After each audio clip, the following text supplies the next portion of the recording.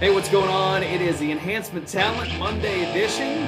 We appreciate you being here with us. I'm Eric Cornish. And I am the Rob from 106.1 KISS FM. We're happy to have you here with us today, as Eric mentioned. Last night was the pay-per-view, Battleground. Yes, Battleground. Watched it on the WWE Network last night, and I think it was better than we thought it was going to be. Some parts. Yeah, I would say it was about what I was expecting for the most part. I would give it a C. I wouldn't give it a C plus or a C minus. I would just say that was kind of what I was expecting. One of those that kicked off very, very hot, and then just as the night went on, just kind of went down, I think. Definitely did not expect that opening contest, the Wyatt family versus the Usos, to be as good as it was. Yeah, I didn't either. I mean, they put on some great matches, let's face it. They really have. But, I mean, the false finishes, just everything in that match was amazing. I wasn't unhappy to see the Usos win that match, even though I didn't think that they would. I didn't think they would either, but I was surprised. I just felt like it was time. Yeah. But they had this incredible match that they both came away from as winners, I think. And I got to say, at least tag team match of the year so far. Yeah, I mean, that 2 out of 3 falls. I mean, kudos to WWE for giving them time and letting them do the thing. And then we found out later on why they got so much time. Which, you know, the Seth Rollins and Dean Ambrose, which I don't think you could be disappointed. And if you are a fan who is disappointed that the match didn't happen, then you don't understand wrestling. You didn't get it. Yeah, exactly. It was better than the match. And I just wanted to make, just if you could, Seth Rollins versus Dean Ambrose. What did I didn't even put. You did. You said schmaz. I just wrote exactly schmaz. What you said. I didn't really think a match was going to take place, but this was better, and it really makes you salivate for it next time. And my God, it's like it showed both of their strengths. Like Ambrose, to me, that intensity is always the word I go to with him. I believe everything he's doing when he gets that fire in his eyes. Yeah, and if you follow me on Twitter at 995 or at WKDQ Eric, I tweeted last night and let me know what you think about this. Okay, sure. This mid-card feud, first of all, overshadows the World Heavyweight Championship. Yeah, I didn't care about that match. And to me, this mid-card feud feels like an early Austin Rock. I can understand where you're coming from there. It's not there yet, but it's getting there. Yeah, I can kind of see where you're going with there. It's got a lot of attitude, I feel like. Ambrose, while he can talk, doesn't need to say much. Right. And I love how he's just stalking him, and I love how he can't feel safe. He's always looking over his shoulder, and that's the right angle for this feud to go in. To me, remember when Austin and Rock, it's hard to remember back when they weren't top guys, but they were feuding over the Intercontinental title at one point, and that was the hottest feud on the show. You forget about Brett and Shawn and Undertaker and anybody who was in that main event picture because Austin and Rock were so good at what they were doing, and that's what this reminds me of. So kudos to them, even with no match.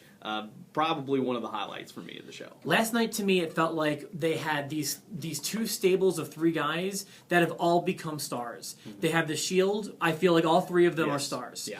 And then they have the Wyatt family. And last night, going into the show, I thought they had 1 star. Mm-hmm. They have 3 stars. Right, yeah. That stable, both of those stables did what they're supposed to do. Yeah. They made stars out of everybody. And all no names before those stables. Yeah, I was a little surprised at Jericho's win and the way it came over Bray Wyatt. But again, Bray Wyatt's proven time and time again, he does not need to win to be who he is. It's his character that's the best part of his whole thing. So I think that continues, obviously, but maybe I'm not sure if it does or not. But it was interesting to to see Jericho take that victory. What did you think about the Battle Royal? The Battle Royal I liked a lot. You should never have a Battle Royal without Kofi Kingston in it. I agree. Oh my gosh, he makes them very memorable. Unbelievable. And the stuff he was pulling out last night was really, really memorable. I thought. Oh my gosh. And I was starting to get tired of his his Battle Royal shtick. But last night was amazing. I mean, again, it's like, how does he come up with the stuff that he does? Just the brainstorming part. It's like, how do you exactly? It's smart spots. And he nails it because there's so much room for error there to where but it's okay because he's not winning. If he falls, he falls. But I mean, he nails every time. And I mean, then he had to rely on Big E. He had to rely on, Cesaro and the whole deal. I mean, I thought it was great. I mean, he a lot of the stuff he does is super high risk and that it could cause him to, hit the ground. I even remember like the Royal Rumble stuff, like the leaping from the barricade and the walking on his hands and all sorts of stuff like that where things could go wrong. Just remember, Kofi, safety first. Safety first, Kofi. What do you think of the main event?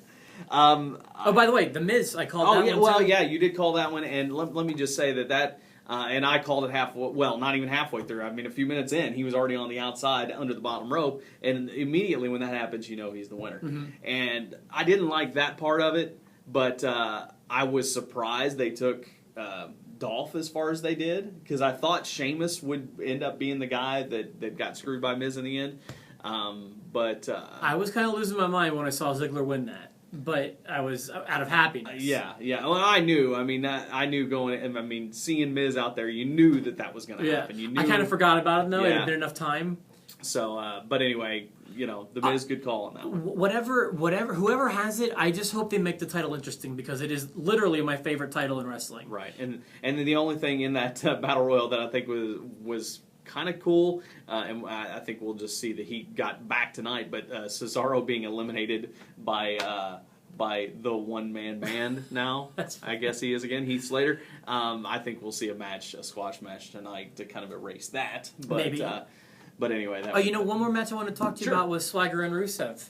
Yeah, another. You had Swagger. Yeah, I did have Swagger. I said by count out. I did say count out, but you did. I think the count out, the way it happened, still works. I thought that, again, that is the weakest we've ever seen Rusev look. Which is good. Yeah, and that feud continues, and maybe even some, I don't know, some Hulk Hogan involvement at SummerSlam, maybe? Really? I haven't heard that yet. Maybe. Okay. I'm just saying that would make sense. This Russo guy, I have to tell you, I'm still very proud of him. Good. He's finally doing what he needs to do, and that is, show some weakness, and yeah, I like that Jack Swagger is benefiting. I still like him. I'm on board with Rusev. Has not let me down yet. Divas title was what it was. Yeah. Actually, I thought it was kind of sloppy. It was a little sloppy. Yeah. It was a little sloppy, and I was kind of surprised at that. But the crowd was into it. The crowd was into everything last night, even the main event, which I was not really into. I did not care at all about the main event. I knew Cena was. It was really just a way of holding over everything. Yeah, I found myself going back to Twitter and just seeing what was going on there, and then looking up every few minutes. And I thought the finishing sequence was super predictable. And Cena wins, and I don't have a problem with Reigns winning the title, but as the match kept going, I was like, I don't want him to win tonight because this would be totally forgettable. This is not the right time and place to do this. Yeah, not the time at all. Yeah, if it happens to be next month, which it probably won't be, but if it does happen to be next month, that's great. But it needs to be one-on-one. Yeah, and it shouldn't be in a four-way. I mean, I even for a split second thought, well, what if Rollins comes back, or they even, Triple H changes his mind and says, okay, this match is going to happen, but it will happen after the main event. And Rollins comes, cashes in, and then Ambrose maybe comes and wins the belt. I, for a split second, thought, no, well, way too contrived, not going to happen there, but... I thought it was so great because, in the This Is Wrestling, and we have to just accept things. They have a camera walking Seth Rollins to his car after he sends everybody else away, but the camera is still there. Yeah, it's exactly. It's why are we showing this one man leaving the building? Because my girlfriend watches the show with me now, and it's so obvious that they don't show people leaving usually. Something obvious is going to happen here. And even and maybe even funnier than that is he left his suitcase at the building. I was going to say that. He did not have his briefcase with him. That's what I meant. Where was the Money in the Bank briefcase? I don't know. He ran over his own suitcase though, trying to leave, and he didn't even have the briefcase with him. So yeah. Anyway. So sometimes I don't know if wrestling is as real as they say it is. I wonder. But either way, thank you for tuning in. Yeah, hey, and I also want to give a big shout out. Thank you to the folks from CCW for having me down to do the announcing. They had a big show Saturday night and, put on a great show. So thank you for having me out, and look forward to coming back. And we look forward to you letting us know what you think about what we do here. Yeah, there you go. That's all right here. Thank you for joining us here at the Enhancement Talents, the beautiful ESPN studios.